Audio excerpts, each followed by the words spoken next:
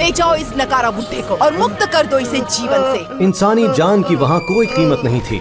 राजा बिंदुसार भी चुपचाप देख रहे थे, लेकिन कोई ऐसा भी था जिसकी नसें ये जुल्म देखकर गुस्से से फड़क रही थीं। लेकिन वो खुद बेड़ियों में बंधा हुआ था और वो था एक मजबूर गुलाम। तू बड़ा फड़फड़ा रहा है। मेहरबान कदरदान, लीजिए हाजिर है अगला गुलाम सुंदर नगर से। देखिए इसे, मजबूत, ताकतवर। शुरुआती बोली 50 स्वर्ण मुद्राएं। एक वही था जिसकी आंखों में दया भी थी और गुस्सा भी। ये बाकियों से अलग था। फटे पुराने कपड़े, कमजोर सा शरीर, भारी जंजीरों में जकड़ा हुआ, सिर झुका हुआ, चेहरा धूल और गंदगी से ढका हुआ। लेकिन फिर भी उसके चलने में एक अजीब सा तेज था, एक गर्मी थी जो छुपाई नहीं छुप रही थी। ये तो बहुत कमजोर है, इस पर कोई बोली नहीं लगाऊंगी इसे तो। लेकिन तभी एक गरजती हुई आवाज गूंजी, 10,000 स्वर्ण मुद्राएं, मैं इसे खरीदता हूँ। पूरी भीड़ चौंक गई। सबने पीछे मुड़कर देखा। खुद राजा बिंदुसार, सप्त सिंधु के राजा, एक कमजोर से गुलाम को 10,000 स्वर्ण मुद्राओं में खरीद रहे थे, जिसकी कीमत मात्र 50 सोने के सिक्के थी। महाराज बिंदुसार, आप इस सड़क छाप गुलाम को 10,000 स्वर्ण। लेकिन राजा बिंदुसार ने और बोली लगा दी, 20,000 स्वर्ण मुद्राएं, अंतिम बोली, ये गुलाम मेरा है। इसके बाद सन्नाटा छा गया और गुलाम बिक गया। राजा बिंदुसार उसके पास गए और गुलाम ने धीरे से सिर उठाया और पहली बार उसका चेहरा दिखा। आंखों में गहरा दर्द, लेकिन चेहरे पर एक अजीब सा नूर। राजा बिंदुसार ने उसके कंधे पर हाथ रखा और फिर एक ऐसी बात कही जिसकी कल्पना भी कोई नहीं कर सकता था, तुम मेरे दामाद बनोगे। वो गुलाम चौंक गया। पूरी भीड़ में सन्नाटा पसर गया। क्या कहा राजा बिंदुसार ने? एक गुलाम? उनका दामाद? आखिर क्या देखा राजा बिंदुसार ने उस गुलाम में? कौन है वो गुलाम और क्यों चाहते हैं राजा बिंदुसार अपनी बेटी मणिकर्णिका की शादी एक गुलाम से करवाना? राजकुमारी, राजा बिंदुसार ने आपके लिए एक वर चुन लिया है। मणिकर्णिका की आंखों में चमक आ गई। उन्हें लगा आखिरकार उनके पिता ने किसी राजकुमार को हाँ कर दी है। उन्होंने खुशी से पूछा, सच्ची? कौन है वो राजकुमार? लेकिन दासी ने जो कहा वो सुनकर मणिकर्णिका की खुशी धुएं में बदल गई, मानो उसकी पूरी दुनिया ही हिल गई हो। राजकुमारी, वो कोई राजकुमार नहीं है, वो एक गुलाम है। ये सुनते ही मणिकर्णिका ने हाथ में पकड़ा शीशा गुस्से से तोड़ दिया। उसका चेहरा लाल हो गया। गुस्सा, अपमान, सब एक साथ। वो तेज कदमों से आंखों में आग लिए राजा बिंदुसार के पास गई और बोली, ये क्या मजाक है पिताजी? एक गुलाम? आप मेरी शादी एक गुलाम से करवाना चाहते हैं? मेरे लिए राजकुमारों की लाइन लगी हुई है और आप मेरा रिश्ता एक गुलाम से करवा रहे हो? कौन बाप अपनी बेटी के साथ ऐसा करता है? मेरा फैसला अंतिम है मणिकर्णिका, तुम्हारी शादी उसी गुलाम से होगी। नहीं, मैं नहीं करूंगी, बिल्कुल नहीं। मैं किसी गुलाम से शादी कभी नहीं करूंगी। राजा बिंदुसार ने गुस्से में आकर अपना फैसला सुनाया। अगर तुम शादी से मना करती हो तो मैं तुम्हें अपनी सारी जायदाद से बेदखल कर दूंगा। तुम्हें एक फूटी कौड़ी भी नहीं मिलेगी। मणिकर्णिका की सांस अटक गई। उसकी मुट्ठियां भिज गई, आंखों में आंसू आ गए। उसे फिर उस गुलाम से शादी करने के लिए मानना ही पड़ा। मैं मान तो जाऊंगी पिताजी, लेकिन इसके लिए मैं आपको कभी माफ नहीं करूंगी। मणिकर्णिका की योजना साफ थी, गुलाम से शादी करो, पिता की दौलत लेकर उस गुलाम को रास्ते से हटा दो। और कुछ दिन बाद मणिकर्णिका आभूषण खरीदने बाजार गई। उसके साथ था वो गुलाम नील, यानी कि उसका होने वाला पति। लेकिन मणिकर्णिका उसे पति नहीं, बस एक नौकर समझती थी। बाजार पहुंचने से पहले मणिकर्णिका ने नील को उसकी औकात दिखाते हुए कहा, तुम बाहर ही रहना, अंदर मेरी सहेलियां होंगी, उनके सामने आने की हिम्मत भी मत करना। सिर्फ पिताजी की वजह से तुम्हें साथ रखती हूँ। अभी तो शादी तय हुई है, अभी से अपने आप को मेरा पति मत समझना। हाँ। फिर मणिकर्णिका गुस्से से अंदर चली गई। थोड़ी देर बाद नील ने देखा मणिकर्णिका अपनी पैसों की थैली बग्घी में ही भूल गई थी। नील ने सोचा चलकर दे दूं। वो अंदर गया। उसे देखते ही एक सहेली ने रुककर पूछा, ये कौन है मणिकर्णिका?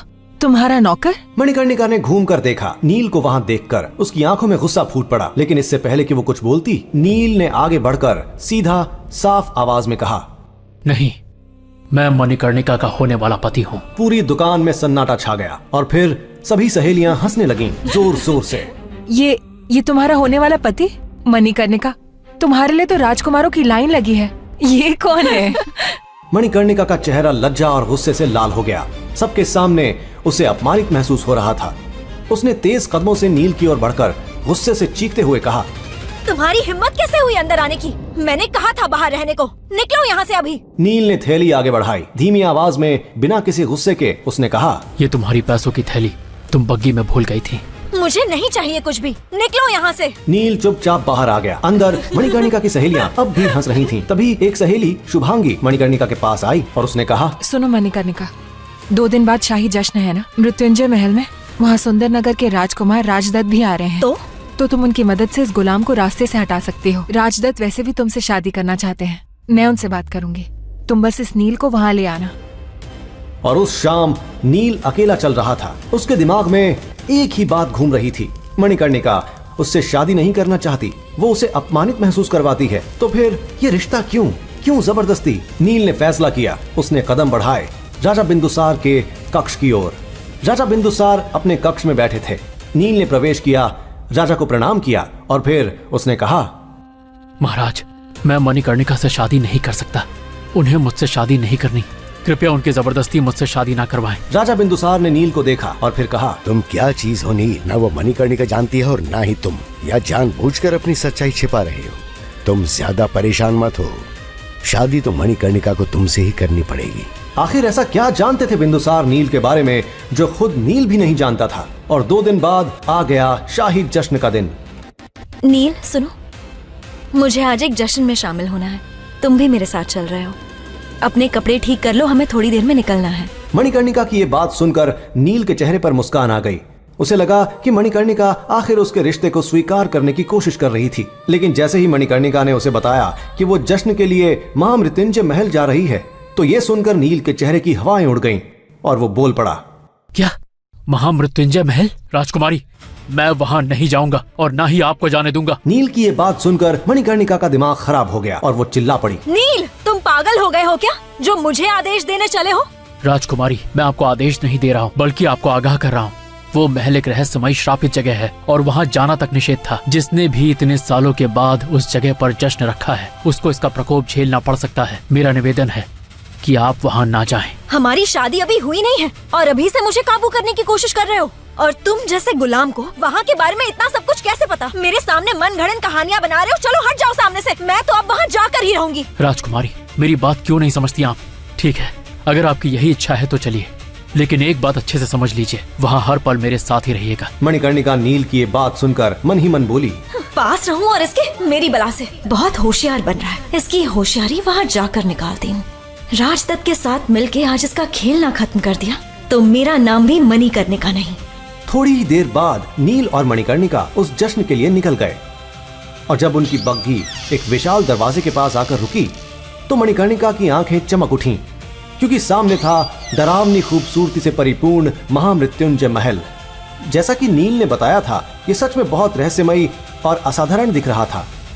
1000 कमरों वाला, जिसकी दीवारें रात में चमकती थीं, जिसके फंवारे सोने और चांदी के थे, जिसके बगीचे में दुर्लभ फूल खिलते थे और जो सिर्फ चांदनी रात में खिलते थे। बड़े बड़े राजा महाराजा, अमीर व्यापारी सब आज यहाँ उपस्थित थे, लेकिन किसी को नहीं पता था कि आज की रात बहुत काली होने वाली है। वहीं एक ओर जहां मणिकर्णिका महामृत्युंजय महल की खूबसूरती निहार रही थी, वहीं उसके पीछे खड़ा नील उसे निहार रहा था। खूबसूरत रेशमी कपड़ों में गहनों से सजी हुई, चेहरे पर चांद सी चमक थी कि तभी महल के अंदर घुसने के लिए वो आगे बढ़ी। द्वार पर खड़े विशाल सैनिकों के झुंड ने जब उसे देखा तो तुरंत रास्ता दे दिया और सम्मान से झुक गए। मणिकर्णिका बिना नील के अंदर चली गई, लेकिन जैसे ही नील अंदर जाने लगा, एक सैनिक ने हाथ आगे करके उसे रोका। रुक, तू कहाँ जा रहा है? नील ने सैनिक को देखा और शांत आवाज में बोला, मैं राजकुमारी मणिकर्णिका के साथ आया हूँ। देखो इसे, राजकुमारी के साथ। तू तो एक गुलाम है और यहाँ गुलामों की जगह नहीं, भाग जा यहाँ से। सैनिकों ने नील को धक्का दिया और हंसने लगे, उसका मजाक उड़ाया। नील चुपचाप खड़ा रहा, कुछ नहीं बोला। लेकिन तभी एक आवाज गूंजी, क्या हो रहा है यहाँ? महल का मुख्य अधिकारी आया, लंबा प्रभावशाली व्यक्ति। उसने सैनिकों को देखा, फिर नील को देखा और जैसे ही उसकी नजर नील के चेहरे पर पड़ी, आंखें फैल गईं, चेहरा सफेद पड़ गया। मुख्य अधिकारी धीरे धीरे कांपते कदमों से नील के पास आया और फिर पूरी भीड़ के सामने वो नील के सामने झुक गया। क्षमा करें, मुझे नहीं पता था, कृपया आप अंदर पधारें। सैनिक हैरान रह गए, भीड़ में खड़े लोग फुसफुसाने लगे। नील खुद हैरान था, उसे समझ नहीं आया कि क्या हुआ, लेकिन मुख्य अधिकारी उसे सम्मान के साथ अंदर ले गया। नील अंदर गया और जो दृश्य देखा वो भव्य था। विशाल हॉल, सोने के झूमर, संगीत, नृत्य और बीच में मणिकर्णिका एक युवा राजकुमार के साथ बातें कर रही थी। वो राजकुमार था राजदत्त, सुंदर नगर का राजकुमार, लंबा, सुंदर, शक्तिशाली, लेकिन उसकी आंखों में घमंड था, अहंकार था। राजदत्त ने नील को अंदर आते देखा। उसकी आंखों में चमक आ गई, एक क्रूर मुस्कान चेहरे पर फैल गई। उसने ऊंची आवाज में सबको सुनाते हुए कहा, तो यही है गुलाम जो तुम्हारा पति बनना चाहता है मणिकर्णिका। राजदत्त की बात सुनकर वहाँ मौजूद लोग हंसने लगे कि तभी राजदत्त मणिकर्णिका के करीब आकर शातिर आवाज में बोला, राजकुमारी तुम चिंता मत करो, आज मैं इसे इसकी औकात दिखा कर रहूंगा, लेकिन आपको अपना वादा भी निभाना होगा और इस नील का पत्ता साफ होते ही मुझसे शादी करनी होगी। राजदत्त की बात का मणिकर्णिका ने कोई जवाब नहीं दिया। वहीं इन दोनों की गलत नियत से अनजान जब नील मणिकर्णिका के पास गया तो राजदत्त ने उसे धक्का दे दिया। चल हट तुच्छ गुलाम, तेरी जगह मणिकर्णिका के पास खड़े होने की नहीं, बल्कि तेरी औकात इस जश्न में पोछा लगाने की है, समझा? इतना बोलकर राजदत्त ने शरबत का गिलास उठाया और उसमें से जमीन पर शरबत गिरा दिया और नील को साफ करने के लिए इशारा किया। वहीं नील की नजर मणिकर्णिका की तरफ थी। वो इस उम्मीद में था कि शायद मणिकर्णिका उसके पक्ष में कुछ तो बोलेगी, लेकिन तभी मणिकर्णिका चिल्लाई, मुझे क्या घूर घूर कर देख रहे हो गुलाम नील? शांति से साफ करो ये गंदगी, वरना मुझसे शादी करने का सपना भूल जाओ। नील गुस्से में मुट्ठी बंद कर लेता है, क्योंकि उसके पास कोई चारा भी तो नहीं था। बिंदुसार के वादे के हिसाब से उसे मणिकर्णिका से शादी करनी ही पड़ेगी। वहीं वो मणिकर्णिका को भी नाराज नहीं करना चाह रहा था, इसीलिए तो सारी शर्म छोड़कर फर्श की सफाई करने के लिए नीचे झुका। लेकिन तभी ये क्या मौसम बदलने लगा, आंधी चलने लगी, वातावरण बदलने लगा और न जाने कहां से महामृत्युंजय महल के बने फंवारे को तोड़कर एक पंचमुखी कालिया नाग प्रकट हो गया, जिसे देखकर सब भागने लगे। भागो भागो, कालिया नाग आ गया। मैंने पहले ही बोला था ये जगह श्रापित है, लेकिन तुम लोगों को यहीं जश्न मनाना था तो देखो अब क्या हो गया।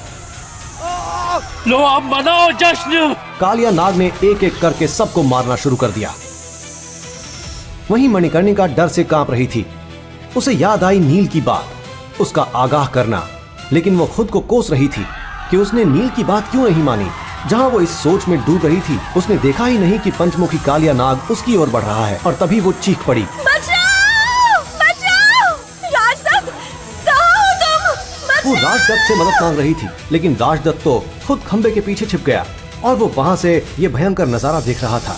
और सब जानते थे कि वो कितना खुदगर्ज था। वो कहां अपनी जान जोखिम में डालकर मणिकर्णिका को बचाने वाला था। लेकिन तभी जब कालिया नाग मणिकर्णिका पर वार करने ही वाला था, वहां नील आ गया। नील?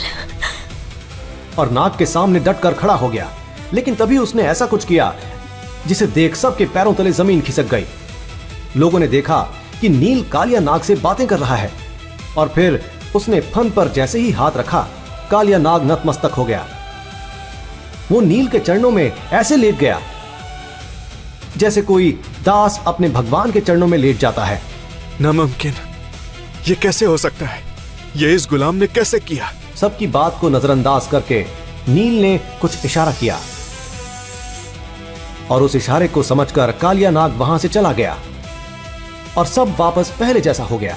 वहीं ये सब देखने वाली मणिकर्णिका भी हैरान थी, लेकिन इससे पहले कि वो नील के बारे में कोई अच्छी धारणा बना पाती, उसे भड़काने के लिए राजदत्त वहां फिर आ गया और बोला, राजकुमारी, ये कोई बहरूपिया लगता है। ये हाथ की सफाई से छोटे मोटे जादू दिखाकर आपको खुश करने की कोशिश कर रहा है, पर मैं जानता हूँ आप जैसी होशियार लड़की इसके झांसे में नहीं आने वाली। शायद तुम सही कह रहे हो राजदत्त, मुझे लगता है कहीं ये सब इसी का किया धरा तो नहीं है। मणिकर्णिका की ये बात जब नील ने सुनी तो उसके चेहरे पर दर्द भरी मुस्कान आ गई और वो बोला, मणिकर्णिका, तुम्हें सच में ऐसा लगता है कि तुम्हारे करीब आने के लिए मैं तुम्हें खतरे में डालूंगा? नील की बात सुनकर एक पल के लिए मणिकर्णिका सन्न पड़ गई। उसे उसकी बातों में सच्चाई दिखाई दी, लेकिन इससे पहले कि मणिकर्णिका का दिल पिघलता, राजदत्त फिर बीच में आ गया। वाह वाह क्या बात है। तो जैसे गरीब भिखारियों को मैं अच्छे से जानता हूँ। लड़कियों को बहला फुसला कर उनके पैसों पर नजर रखते हो तुम लोग, और मौका मिलते ही फुर हो जाते हो। पर तू बड़ा आया शराफत दिखाने वाला। न जाने तेरा बाप कैसा होगा, और न जाने तेरी माँ कैसी होगी, और न जाने किस कटर से निकला होगा तू। बस इतना ही काफी था। नील की मुट्ठियां अपने आप भिज गईं और जबड़े कस गए। आंखों में आग जल उठी। उसने आगे बढ़कर गुस्से से गरजते हुए कहा, तेरी हिम्मत कैसे हुई? मेरे माँ बाप को बीच में लाने की। और उससे पहले कि कोई कुछ समझ पाता, नील ने राजदत्त को एक मुक्का मारा, इतना जोरदार कि राजदत्त 3 कदम पीछे जा गिरा। पूरे हॉल में सन्नाटा पसर गया। सब लोग नील को देखने लगे। तेरी इतनी हिम्मत कि तूने राजदत्त को हाथ लगाया। सिपाहियों, पकड़ लो इसको अभी। राजदत्त के सिपाही दौड़े। उन्होंने नील को पकड़ने की कोशिश की, लेकिन नील में तो कुछ अलग ही था। वो लड़ा, उसने सबको धूल चटा दी। एक के बाद एक सिपाही गिरते गए। मणिकर्णिका ये सब देखकर चौंक गई। उसकी आंखें फैल गईं।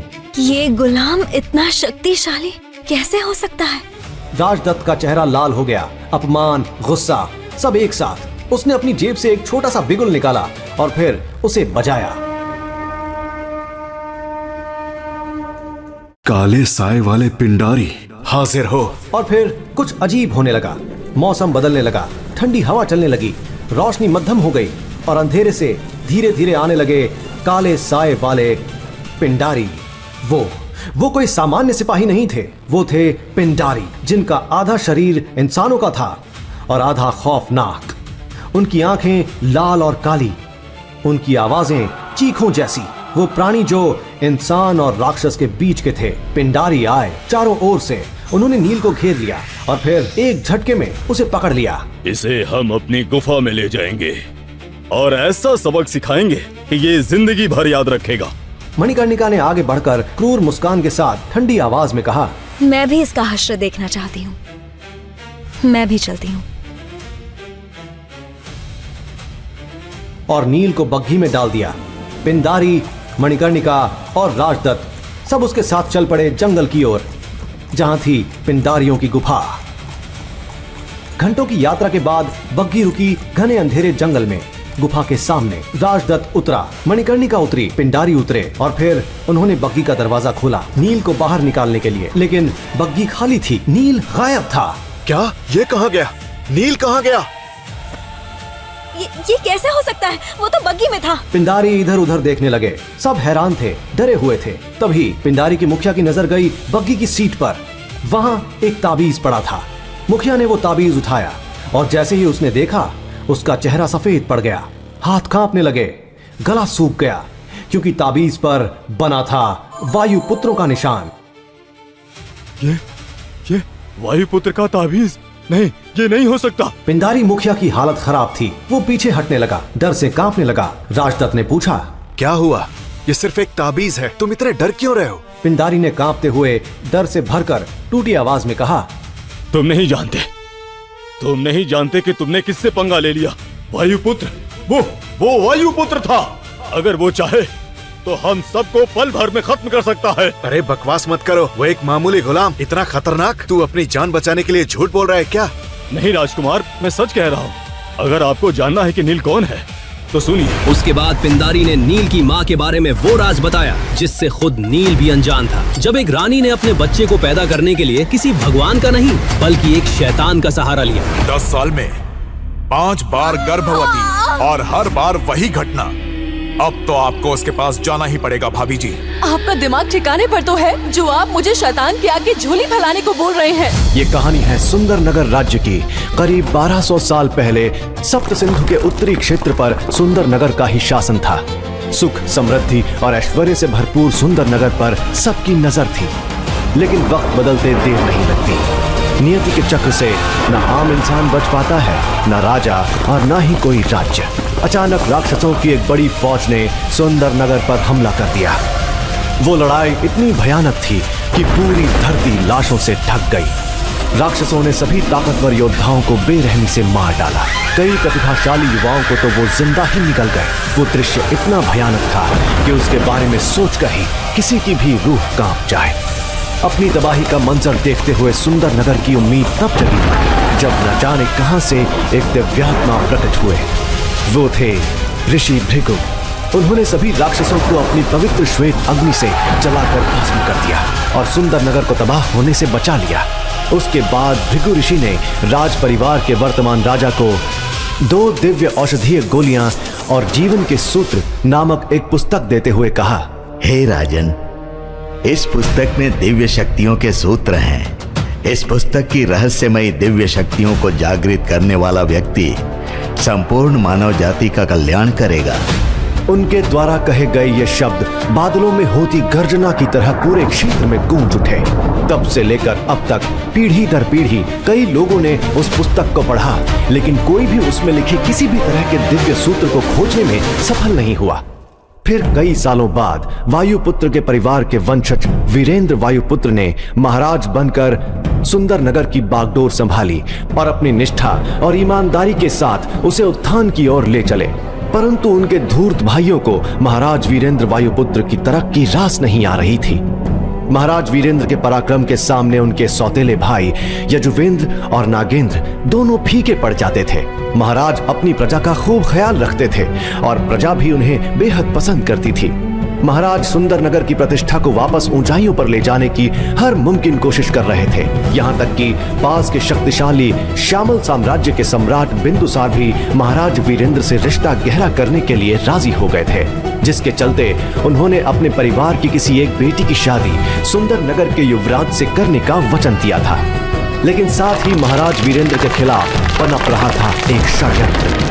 लालच और ईर्ष्या की आग में जलते दोनों भाई नागेंद्र और यजुवेंद्र कई सालों से महाराज के खिलाफ एक चाल चल रहे थे और आखिरकार वो दोनों महाराज वीरेंद्र को मार डालने का षड्यंत्र रचने लगे। महाराज वीरेंद्र का बेटा युवराज नील वायुपुत्र बहुत ही प्रतापी बच्चा था और उसके पैदा होने पर संत महात्मा द्वारा यह कहा गया था कि ये लड़का एक दिन पूरे राज्य का उद्धारक बनेगा। हमारे शरीर में 7 सबसे महत्वपूर्ण चक्र होते हैं। एक एक करके चक्रों की शक्ति को जागृत करके इंसान महान योद्धा बन सकता है। मात्र 13 वर्ष की आयु में नील वायुपुत्र अपने पहले और सबसे मुश्किल चक्र यानी मूलाधार चक्र के शिखर पर पहुंच गया था। सुंदर नगर में भी उत्सव का माहौल था। राजमहल में युवराज नील भागते हुए बड़े से कमरे का दरवाजा खोलकर अंदर आता है। तभी उसे कक्ष के कोने में एक बड़ी सी कुर्सी दिखाई दी जिस पर कोई बैठा था, लेकिन उसकी तरफ पीठ होने के कारण वो कुर्सी पर बैठे व्यक्ति का चेहरा नहीं देख पा रहा था। कुर्सी पर बैठे व्यक्ति का चेहरा देखते ही नील की नन्ही आंखों में खौफ उतर आया। उसकी आंखें फटी की फटी रह गईं और वो जोर से चिल्लाया, पिताश्री! पिताश्री! महाराज वीरेंद्र के मुंह से खून की धार बह रही थी और उनका चेहरा पूरी तरह से नीला पड़ चुका था। ऐसा लग रहा था जैसे महाराज को घातक जहर दिया गया हो। नील, मेरे बच्चे, तुम आ गए। आपको क्या हुआ है पिताश्री? मैंने तुम्हें एक किताब दी थी, क्या तुमने उसे पूरी तरह से समझ लिया है? हम इस बारे में बाद में भी बात कर सकते हैं, पहले हमें वैद्य जी के पास चलना चाहिए। उसके लिए बहुत देर हो चुकी है बेटा। नील, याद रखना, तुम हमारी आखिरी उम्मीद हो बेटा। इससे पहले कि वो अपनी बात पूरी कर पाते, अचानक उनके शरीर ने प्राण छोड़ दिए। छोड़ो मुझे, मैंने कुछ नहीं किया। मुझे नहीं मालूम पिताश्री को किसने मारा। उसकी इस बात पर यजुवेंद्र जोर जोर से ठहाका लगाकर हंसने लगा। दिल तो करता है कि तुझे अभी जान से मरवा डालूं, लेकिन कितना मासूम है तू। मैंने क्या गुनाह किया है? मैंने कुछ नहीं किया है। चाचा जी, पिताश्री को वैद्य जी के पास ले चलिए ना, शायद वो इन्हें ठीक कर देंगे। नील यजुवेंद्र के आगे गिड़गिड़ाने लगा। इस पर यजुवेंद्र ने बोला, तेरा गुनाह यह है कि तू एक गद्दार का बेटा है। तेरा बाप तो मर चुका है, इसलिए अब उसके गुनाहों की सजा तू भुगतेगा। तू एक कैदी का जीवन बिताएगा। रोज तेरी इतनी पिटाई होगी कि तू रोज हमसे मरने की भीख मांगेगा। तभी पीछे खड़ा नागेंद्र एक तिरछी मुस्कान के साथ कहता है, अगर तेरी बहन नीलिमा सप्त सिंधु आश्रम ना गई होती तो उसे मैं खुद अपने हाथों से सजा देता। कुछ सालों बाद नील वायुपुत्र को एक गुलाम का जीवन बिताते हुए 3 साल गुजर गए। ये 3 साल नील के लिए बेहद दर्दनाक थे, क्योंकि उसके चाचा और वर्तमान महाराज के आदेश के अनुसार नील को एक प्रशिक्षण सहायक बना दिया गया था। मुख्य रूप से प्रशिक्षण सहायक मौत की सजा पाए हुए वो कैदी थे जिन्हें शिष्यों के हाथों पिटने के लिए रखा गया था। सभी शिष्य अपनी तकनीकों और शक्तियों का परीक्षण इन सहायकों पर ही करते थे, यहाँ तक कि उन्हें पलटवार करने की भी अनुमति नहीं थी। इनमें से कितने ही गुलाम हर साल मर जाते थे या फिर अपंग हो जाते थे। नील पिछले 3 सालों से प्रशिक्षण सहायक बनकर लगातार मार खा रहा था। नील वायुपुत्र ने इन 3 वर्षों में इतने हमले, अपमान और पीड़ा झेली थी कि जिन्हें गिना भी नहीं जा सकता। उसने अब इसे ही अपनी नियति मानकर जीना सीख लिया था। आज का अभ्यास यहीं समाप्त होता है। अब सभी लोग एक एक सहायक चुन लें। वास्तविक मानव शरीर पर प्रहार करने से आप मानव शरीर की हड्डियों की संरचना और कमजोरियों से परिचित हो जाएंगे। सबने अपना अपना सहायक चुन लिया। जल्द ही सभी गुलामों की दर्द भरी चीखें प्रशिक्षण स्थल में गूंजने लगी। कई शिष्यों ने बारी बारी नील को चुना, क्योंकि पूर्व युवराज को पीटना उन सभी के लिए किसी उपलब्धि से कम नहीं था। इस दौरान नील शांत रहा और भावहीन चेहरे के साथ अपने शरीर के महत्वपूर्ण हिस्सों को बचाने पर ध्यान केंद्रित करता रहा। इस अपमान और पीड़ा को झेलना वो सीख चुका था। उसने बस इस बात से संतोष कर लिया था कि कम से कम उसकी बहन नीलिमा वायुपुत्र इस सबसे दूर सप्त सिंधु आश्रम में सुरक्षित है। आखिर बात क्या है भाई साहब? नील वायुपुत्र अब 13 साल का बच्चा नहीं है, वो बड़ा हो रहा है और उम्र के साथ उसकी शारीरिक शक्ति भी बढ़ेगी। अब हमें उसका कुछ करना होगा। आप इस बात से परेशान हैं क्या? वो एक गुलाम है। वो पिछले 3 साल से इतनी मार खा चुका है कि उसके शरीर में लड़ने की शक्ति होना तो दूर, उसके शरीर में आत्मा को पकड़ रखने की भी शक्ति नहीं होगी। आप बेफिक्र रहिए। और नीलिमा, वो सप्त सिंधु आश्रम में महायोद्धा बनने की कगार पर होगी। जब उसे पता चलेगा कि उसका भाई हमारी कैद में है, तो वो उसको बचाने की कोशिश नहीं करेगी। आपको क्या लगता है मैंने इस बारे में नहीं सोचा होगा? आप निश्चिंत रहिए, नीलिमा का भी इंतजाम हो चुका है। युवराज आ गए। प्रशिक्षण स्थल पर मौजूद शिष्यों ने अपना अभ्यास रोक दिया और उस युवक की चापलूसी करने में लग गए। युवराज, आखिरकार आप साधना से बाहर आ गए। आप काफी ऊर्जावान और तरोताजा दिख रहे हैं। लगता है आपने खुद को काफी मजबूत बना लिया है। हमारे युवराज बहुत प्रतिभाशाली है। ये हमारे सुंदर नगर की शान है। मुझे यकीन है कि इन्होंने अपना स्वाधिष्ठान चक्र जागृत कर लिया है और वीर योद्धा बन गए हैं। नील की नजर रेशमी कपड़े पहने उस लड़के पर पड़ी तो उसके भीतर क्रोध की एक ज्वाला भड़क उठी। ये तथाकथित युवराज देवदत्त वायुपुत्र है, जो नील के पिता के सौतेले भाई नागेंद्र का सबसे बड़ा बेटा है और नील की ही उम्र का है। नील को गुलाम बनाए जाने के बाद देवदत्त वायुपुत्र को नील की जगह सुंदर नगर का युवराज बना दिया गया था। कुछ समय से देवदत्त वायुपुत्र अपनी साधना पर ध्यान देने के लिए एकांत में चला गया था, इसलिए कई दिनों से वो कहीं दिखाई नहीं दे रहा था। देवदत्त को महसूस हुआ कि कोई पैनी नजर से उसे देख रहा है। वो अपने चेहरे पर एक मुस्कान लेकर नील के पास आया और उसका मजाक उड़ाते हुए बोला, इतने लंबे समय के बाद भी तुम्हें जीवित देखकर मुझे आश्चर्य हो रहा है। सच कहा, मैं अभी तक मरा नहीं। नील, क्या तुम जानते हो कि मैं एकांतवास में क्यों गया था? नील ने कोई जवाब नहीं दिया। देवदत्त ने अपनी बाजुओं पर हाथ फेरते हुए बड़ी हैरत के साथ कहा, भृगु ऋषि द्वारा भेंट की हुई गोली वास्तव में असाधारण है। उसमें मौजूद दिव्य ऊर्जा ने मेरे शरीर को पूरी तरह से शुद्ध कर दिया, जिससे मुझे ऐसा महसूस हो रहा है मानो मेरा पुनर्जन्म हो गया है। उसकी सहायता से मैंने अपने दूसरे कुंडलिनी चक्र की शक्ति को जागृत कर लिया है। अभी तो मेरे शरीर में उसकी 80% ऊर्जा बाकी है।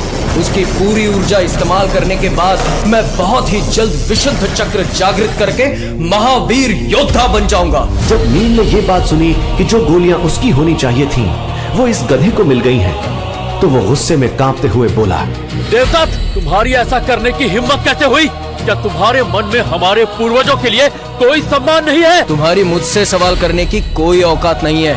अब मैं स्वाधिष्ठान चक्र तक पहुंच गया हूँ। अब मैं किसी बलिष्ठ सांड को भी हरा सकता हूँ। तुम तो बस एक कमजोर गुलाम हो। अगर मैं चाहूँ तो तुम्हें आसानी से कुचल सकता हूँ। हाँ, और एक बात, मैंने सुना है कि मेरी प्रतिभाशाली चचेरी बहन को सप्त सिंधु आश्रम में परेशानी हो रही है। उसे काली पहाड़ी पर कैद कर लिया गया है। नीलिमा को कैद कर दिया गया है? ये सोचकर ही नील का दिल दहल गया। नीलिमा वायुपुत्र सुंदर नगर की एकमात्र उम्मीद, यहाँ तक कि वो नील से भी अधिक प्रतिभाशाली थी। जब वो सिर्फ 12 साल की थी तब उसकी अविश्वसनीय प्रतिभा को देखते हुए उसे सप्त सिंधु आश्रम में एक आंतरिक शिष्य के रूप में स्वीकार किया गया था। सुंदरनगर की इस काल कोठरी में और नहीं रुक सकता। और समस्या ये है कि मैंने अभी तक केवल मूलाधार चक्र ही जागृत किया है। इतनी सी शक्ति के साथ सप्त सिंधु आश्रम को तो भूल ही जाओ। मैं तो इस सुंदरनगर से बाहर भी नहीं जा सकता। मैं कमजोर हूँ, मैं अभी भी बहुत कमजोर हूँ। इस बड़ी पुरानी किताब में दिव्य सूत्रों का एक पूरा गुच्छा है, लेकिन ये मेरे लिए किसी काम की नहीं है। इसे पढ़ने से मुझे क्या फायदा है? जब से नील को अपनी बहन के बारे में देवदत्त से पता चला है, उसके सभी घाव मानो वापस हरे हो गए और उसकी यहाँ से निकलने की इच्छा एक बार फिर से तीव्र हो गई थी। उसने नाराजगी से किताब उठाई और उसे बीच से फाड़कर जला दिया। आग ने तुरंत अपना काम शुरू कर दिया और देखते ही देखते वो किताब जलकर राख हो गई। किताब को जलते हुए देखकर नील को होश आया और उसे अपने किए पर पछतावा हुआ। नील, तुम एक किताब पर गुस्सा क्यों निकाल रहे हो? इस पुस्तक ने भला क्या गलत किया है? समस्या तुम्हारी खुद की कमजोरी है। किताब में आग बहुत तेजी से लगी थी। जब तक नील को होश आया तब तक आग ने किताब को जलाकर राख कर दिया था। व्याकुल होकर नील ने राख के ढेर की ओर देखा कि शायद किताब के कुछ हिस्से अब भी सुरक्षित हों। अरे ये क्या है? नील ने राख को साफ किया और एक सुनहरी वस्तु को उसमें से बाहर निकाला। उसने जो पाया वो एक तरह के स्वर्ण पत्र के जैसा था। जब मैंने इस पुस्तक को पढ़ा था तो मैंने इस स्वर्ण पत्र पर ध्यान ही नहीं दिया था। जरूर इसे किताब के अंदर छुपाया गया होगा, लेकिन आखिर कोई इसे किताब के अंदर क्यों छुपाएगा? स्वर्ण पत्र पर बारीकी से कुछ अजीब से चिन्ह बनाए गए थे। जैसे ही नील ने उन चिन्हों पर अपना हाथ फेरा, स्वर्ण पत्र हजारों छोटे टुकड़ों में बिखर गया। फिर अचानक स्वर्ण पत्र के छोटे छोटे टुकड़े नील की त्वचा से चिपकने लगे। धीरे धीरे वो उसके चेहरे, आंखों, गर्दन, बाहों से होते हुए पैरों तक पूरे शरीर में फैल गए। कुछ ही देर में नील के शरीर का हर हिस्सा स्वर्ण पत्र के छोटे छोटे टुकड़ों से भरा हुआ था। जब स्वर्ण पत्र का आखिरी टुकड़ा भी नील के मस्तिष्क में चला गया तो उसके शरीर पर चिपके छोटे छोटे कण धीरे धीरे गायब हो गए। वो उसके शरीर के अंदर समा चुके थे। भृगु ऋषि द्वारा वरदान के रूप में दी गई जीवन के सूत्र नामक किताब को जब नील ने गुस्से में जला दिया तो उसकी राख में छिपे स्वर्ण पत्र के टुकड़े नील के शरीर से जुड़ गए और उसका शरीर बहुत तेज असहनीय गर्मी महसूस करने लगा। उस तीव्र पीड़ा में भी नील इस प्रक्रिया को समझने की कोशिश कर रहा था। उसके मन में एक अविश्वसनीय परिवर्तन हो रहा था। अचानक उसके मन में एक विशाल हांडी प्रकट हुई,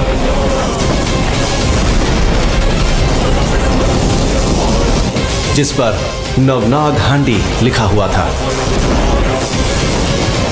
हांडी के चारों ओर नागों की 8 मूर्तियां बनी हुई थीं। प्रत्येक दिव्य नाग की मूर्ति अलग रंग की थी, लाल, काली, सफेद इत्यादि। जहां 8 दिव्य नागों की आंखें बंद थीं, वहीं पर 9वां नीले रंग का नाग दिव्य लग रहा था। उसके 7 फन थे, लेकिन बाकियों से अलग उसकी आंखें खुली हुई थीं। उन आंखों को देखकर नील को किसी महान शक्ति का आभास हो रहा था।